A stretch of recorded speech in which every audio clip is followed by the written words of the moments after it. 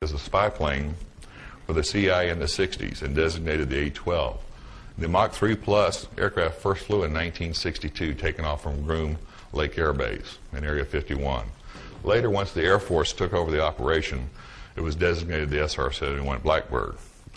My friend Chuck, an SR-71 pilot, related to me an in-flight incident he had in the 1970s. He was returning from a reconnaissance flight, was at an altitude of 74,000 feet and a speed of Mach 3, 3 times the speed of sound. He noticed something flickering in his peripheral vision. Hovering over his left wingtip was a ball of dense plasma-like light. When he stared at it for more than a few seconds, it hurt his eyes. Chuck tried to use his UHF, VHF, and HF communications tests to no avail.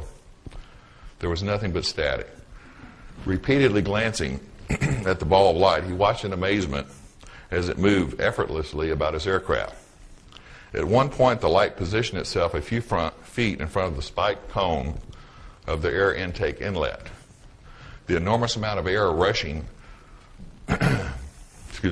into the engines should have sucked in and shredded almost anything in its path. But the light orb was mysteriously unaffected. The light, he noted, acted in a curious manner. If something inanimate could act in a curious manner, or act in any manner at all.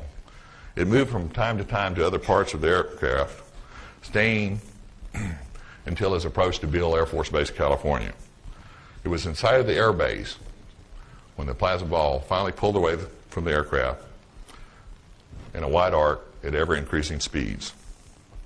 Of course, after reading his incident report, his operations commander told him never to speak of this incident.